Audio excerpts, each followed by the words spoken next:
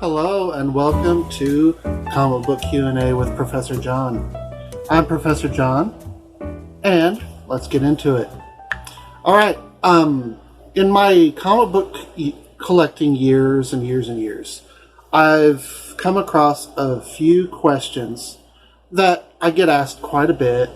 A lot of them relate to certain characters. Some of them are, how do you go about collecting? How do you get into collecting?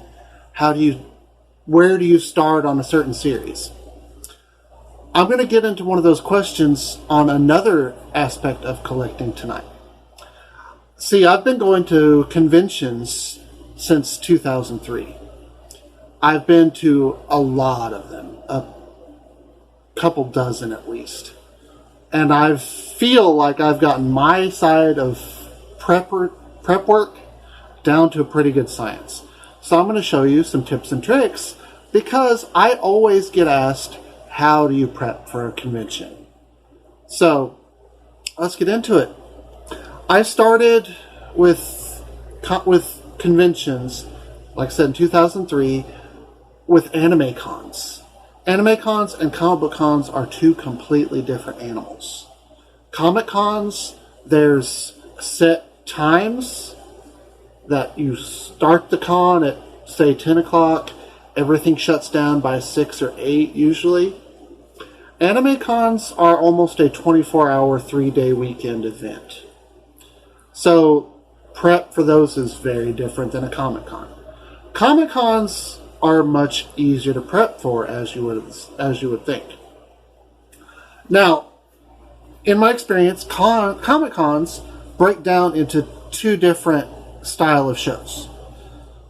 Ones that are guest heavy and ones that are vendor heavy. And like anime cons versus comic cons, these require a little bit of different prep. I prefer to go to the artist heavy or creator heavy shows because I like to get books signed. It's just part of my collection that still gives me a little bit of fire, and meeting those creators that worked on those stories that I've read for so many years and getting to hear some of the behind the scenes stories they have to tell. It's an amazing experience in my eyes. So I have something that I like to do where I try to find more obscure stuff for them to sign. Because I guarantee you Jim Lee has signed thousands of copies of X-Men #1 or Batman 608. But how many copies of Alpha Flight number 51 has he signed? We don't know. But when I had him sign it in 2005, he remarked, I'm like, oh, you got this? Oh my gosh, I can't say my art on this anymore. But he signed it and he had a smile on his face the entire time. Most recently, on Free Comic Book Day this past year, I went to an event at Zeus Comics in Dallas, Texas, where they had a comic book creator who, she goes by the name Lila Sturgis, and I had a graphic novel that she and a friend of mine, John Lucas, had done a few years ago called Four Norsemen of the Apocalypse. I had it signed by John in 2016. And John remarked, was like, oh, so you're the one who bought that. And when I showed Lila, she got ecstatic. She's like, oh, you have Four Norsemen! Oh my gosh! And just those experiences, those interactions with creators are what I go to cons for. So, in order to do all this, I use a couple different websites.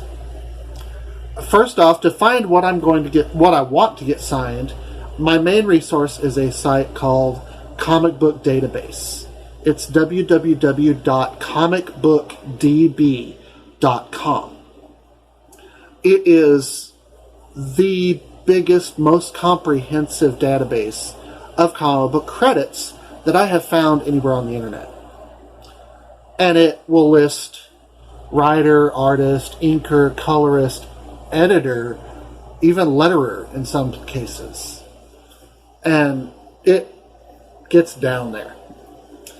Like a con I'm going to hopefully next month is the North Texas Comic Book Show in Dallas, Texas. A lot of the cons I go to are in Dallas because of where I'm located. But one of the guests is a gentleman named Bob Budiansky. And he was an editor. He was an artist, writer, and editor at Marvel in the 80s and 90s. But he worked on a very obscure series. He did the editing on a very obscure series called Brute Force. So I'm going to get a copy of issue number 1 for him to sign.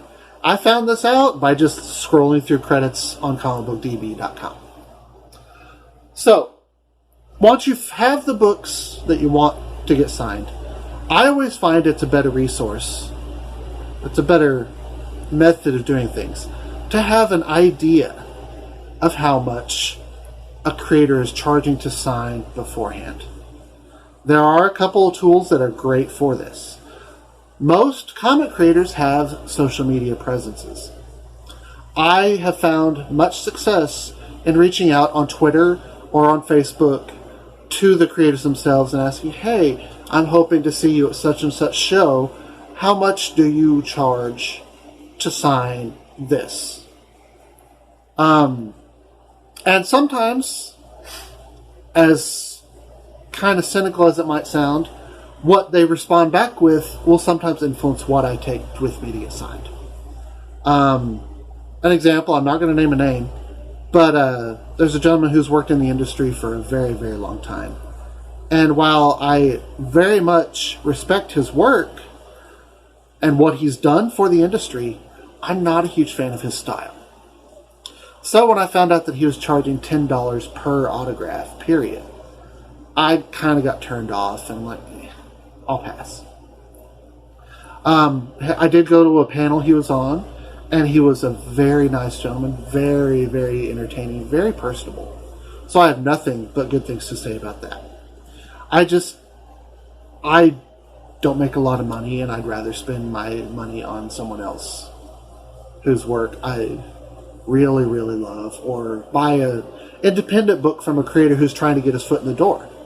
So that's what I like to do. If you cannot reach them via their social media, a lot of them have websites. You can look there too. I know that, trying to think of a name. I can't think of one off the top of my head, but several artists I found their commission rates and their signing rates just by looking at their websites. So do your research. Do a little bit of research. It'll help you plan. And if you don't have a budget going into a con, you're going to spend more money than you think you are. So having it planned out always helps, for me anyway. So, once you have the books set aside that you want to get signed, what I do is I try to plan space. Now, with that, there's also ease of transport. So, I almost always, when I go to a convention, I come with 2 short comic boxes. One with items that I want to get signed, one for stuff that I'm going to buy. If you're going mainly to buy, you do not need to worry about having stuff in a box, so just bring 2 or 3 boxes. But if you have stuff you're going to bring, I find it's easier to keep the 2 separate. So I have my box for stuff I want to get signed, and I have my box for stuff that I'm going to buy. Now, conventions are very busy. They are packed with people. So I found this at my job. I work in retail. And I found this, and this has been a massive help to me in the past 2 or 3 cons I've gone to. I got this for about $15 because of my employee discount. But you can find these for anywhere from $20 to $30 at a general home improvement store or even an office supply store or variation thereof. It is simply a fold-out dolly hand truck cart. This has been an absolutely invaluable asset to me because, like some of these that I've seen, has built-in straps. So you just set your box, and then strap this to the frame of your dolly. Now, once you've got your ease of transport going, I always find it's easier to have my books pre-labeled with who I want them to get signed by. Any signature windows, if you want to keep your books inside the bag and board when they get signed, signature windows are very handy. You just tape around where you're going to get signed, then cut that section out, and they'll sign in that section. But beyond that, with your cart, your boxes, you should be ready to go. It's very simple. It really is. But there's a couple pointers that I have yet to discuss. First of all, stay hydrated. You're going to be walking around a convention center that might not have good air circulation. So if you're willing to pay con prices for beverages, find them early and buy a bottle of water or whatever and keep it on you. Because a lot of cons, if you try to bring in food or beverages, they will remove it. But even if you do not want to pay upwards, sometimes $8 for a bottle of water, there are water fountains in every facility I've been to a convention in. So keep an eye out for those. Locate those early. Locate your bathrooms early, because it's going to happen. You're going to need to take a break, and you're going to have to find it pretty quick. And if you scout early, you might be able to find one that's hidden, maybe, a little bit, so you can avoid a line. Always useful. Is there anything else? What I do, I don't like paying convention prices for concessions. So I eat immediately before the con, and I load up on carbs so I got my energy. And I eat afterwards. But if you can't handle that, con prices are kind of astronomical, but parking is usually close on site. And you can come in and out of the convention hall as long as you've got your wristband or your stamp or your lanyard, and just keep some crackers or snacks in your car or whatever. This sounds kind of demeaning, maybe, that I'm talking down to people, but a lot of people don't remember this stuff. So I'm just trying to reach everybody and keep those two important things on the top of your mind. All right.